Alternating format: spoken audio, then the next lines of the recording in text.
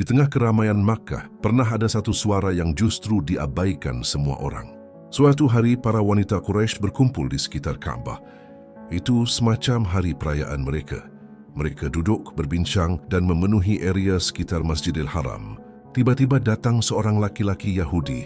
Ia berdiri di hadapan mereka, lalu berkata dengan nada serius, "Wahai wanita Quraisy, akan segera muncul di tengah kalian seorang nabi. Siapa di antara kalian yang mampu menjadi pendampingnya, maka lakukanlah." Reaksi mereka keras. Ucapan itu dianggap aneh, tidak pantas, bahkan mengganggu. Mereka mencacinya, melemparinya, mengusirnya. Tidak ada yang mau mendengar. Semua menutup telinga, kecuali satu orang, Khadijah binti Khuwailid. Ia tidak ikut mencaci, tidak ikut melempar, ia memilih diam. Namun kalimat itu tidak ia lupakan, ia simpan. Di saat yang sama, Makkah sedang berada dalam kondisi yang tidak baik-baik saja. Agama telah berubah. Nilai tauhid sudah lama hilang. Dan yang lebih parah, kerusakan itu merembet ke kehidupan sosial. Wanita tidak lagi dihormati. Dalam banyak praktik, mereka diperlakukan seperti barang. Bisa diwariskan, bisa dipindahkan.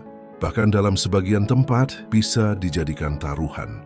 Ada bentuk hubungan yang tidak jelas pernikahannya, tidak jelas nasabnya, dan tidak ada perlindungan bagi wanita.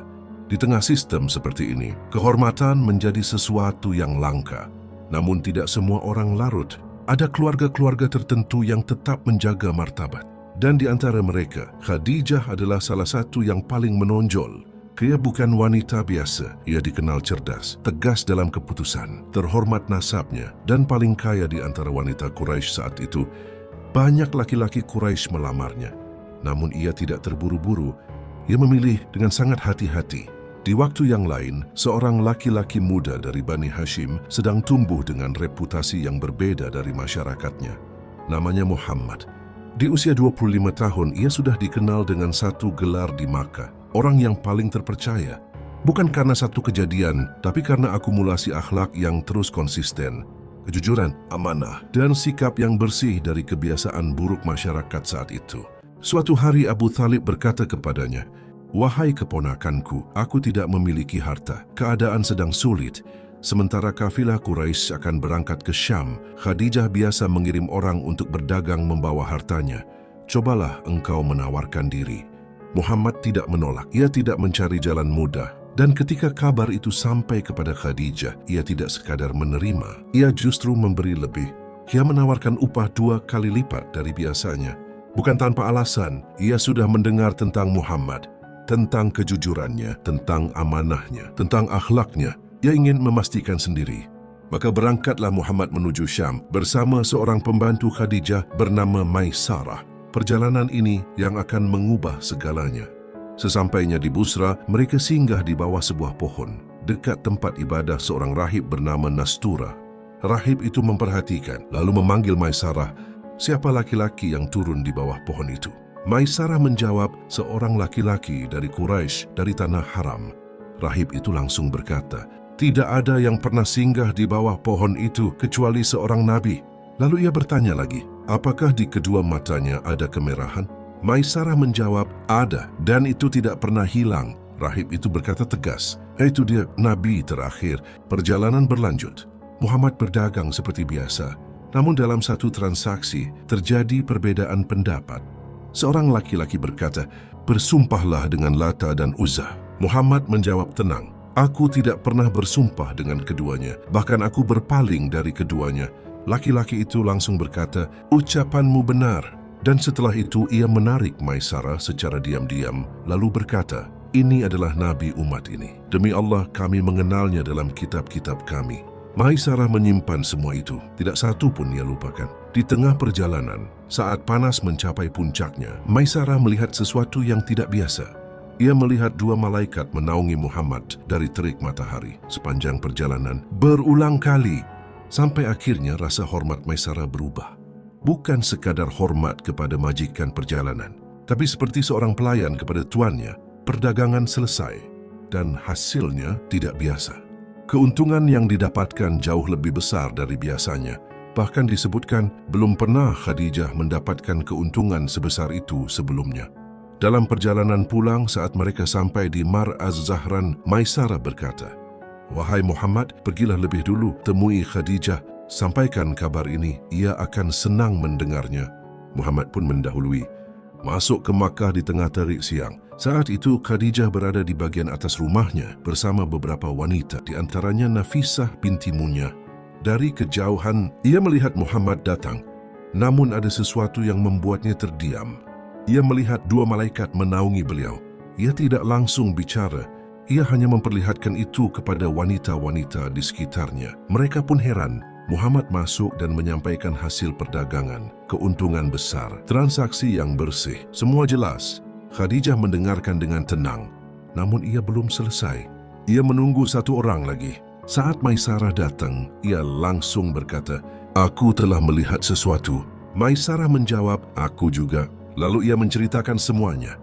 Tentang Rahib Nasturah, tentang pengakuan laki-laki di pasar, tentang malaikat yang menaungi tanpa dikurangi. Di titik ini, potongan-potongan itu mulai tersambung. Ucapan Yahudi, penglihatan Khadijah, kesaksian Maisarah, semua mengarah pada satu kesimpulan. Namun Khadijah tidak tergesa-gesa. Ia memastikan, ia menimbang, dan ketika semuanya jelas, barulah ia mengambil keputusan. Khadijah tidak mengambil keputusan secara tergesa. Ia bukan hanya wanita terpandang, tapi juga terbiasa menimbang segala sesuatu dengan matang. Di titik itu, Khadijah memilih jalan yang paling tenang. Ia tidak berbicara langsung. Ia mengutus seorang wanita yang ia percaya, Nafisah binti Munyah. Pesannya sederhana, tapi tepat sasaran. Nafisah datang menemui Muhammad lalu berkata, "Wahai Muhammad, apa yang menghalangimu untuk menikah?" Beliau menjawab jujur, "Aku tidak memiliki sesuatu untuk menikah." Jawaban itu menunjukkan keadaan beliau. Bukan karena tidak mampu secara pribadi, tapi karena tidak memiliki bekal yang cukup untuk membangun rumah tangga. Nafisah melanjutkan, "Jika engkau dicukupkan dan diajak kepada wanita yang memiliki harta, kehormatan, kecantikan, dan sepadan denganmu, apakah engkau mau?" Beliau bertanya singkat, "Siapa?" Nafisah menjawab, "Khadijah." Ada jeda, bukan karena ragu, tapi karena memahami posisi. Muhammad berkata, "Bagaimana bisa aku sampai ke sana?" Nafisah menjawab, "Itu urusanku." Beliau berkata, "Jika begitu aku bersedia." Nafisah kembali kepada Khadijah membawa kabar yang ia tunggu. Disinilah perbedaan itu semakin jelas. Di tengah masyarakat yang terbiasa dengan hubungan tanpa aturan, langkah berikutnya justru sangat tertib. Muhammad tidak melangkah sendiri. Beliau kembali kepada keluarganya, menyampaikan semuanya kepada paman-pamannya. Abu Thalib, orang yang sejak kecil melindunginya, langsung mengambil peran. Ia tidak menunda, ia memahami nilai dari lamaran ini. Maka berangkatlah rombongan kecil dari Bani Hashim. Di dalamnya ada Abu Thalib, Hamzah bin Abdul Muttalib, dan beberapa tokoh Quraisy. Mereka datang dengan cara yang terhormat menuju keluarga Khadijah. Khadijah pun tidak sendiri, ia berada di bawah perlindungan keluarganya. Dan yang menjadi wali dalam pernikahan ini adalah pamannya, Amr bin Asad. Saat semua telah berkumpul, Abu Thalib berdiri. Ia membuka pembicaraan dengan khutbah yang tenang, namun penuh makna. "Segala puji bagi Allah yang menjadikan kami dari keturunan Ibrahim dan Ismail, menjadikan kami penjaga rumahnya dan pengelola tanah haramnya, dan menjadikan kami sebagai pemimpin di tengah manusia." Lalu ia melanjutkan, "Sesungguhnya keponakanku ini, Muhammad bin Abdullah, tidak ada seorang pun yang bisa ditimbang dengannya dalam kemuliaan akal dan akhlak. Jika ia tidak memiliki banyak harta, maka harta itu hanyalah sesuatu yang akan hilang. Namun ia memiliki masa depan yang besar." Kemudian ia menyampaikan maksud kedatangan mereka, melamar Khadijah, dengan mahar yang disiapkan. Amr bin Asad mendengar, ia tidak ragu. Ia berkata dengan satu kalimat yang tegas, "Ini adalah laki-laki yang tidak pantas ditolak." Disebutkan dalam riwayat, mahar yang diberikan adalah 20 ekor unta muda. Sebagian riwayat menyebut ukuran lain, namun semuanya menunjukkan satu hal. Pernikahan ini dilakukan dengan mahar yang jelas, dengan tanggung jawab yang nyata. Saat itu, Nabi Muhammad berusia 25 tahun. Khadijah sekitar 40 tahun. Namun usia bukan ukuran utama dalam pernikahan ini. Yang menjadi ukuran adalah kejelasan, kemuliaan, dan kesesuaian. Di tengah masyarakat yang rusak, pernikahan ini berdiri dengan cara yang bersih. Ada wali, ada mahar, ada akad. Semua unsur kehormatan dijaga. Sementara di luar sana, masih ada praktik-praktik yang merusak martabat wanita.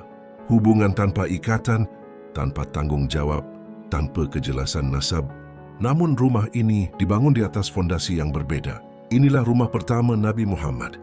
Bukan rumah yang dibangun dari harta besar, tapi dari kepercayaan. Bukan dari status, tapi dari akhlak.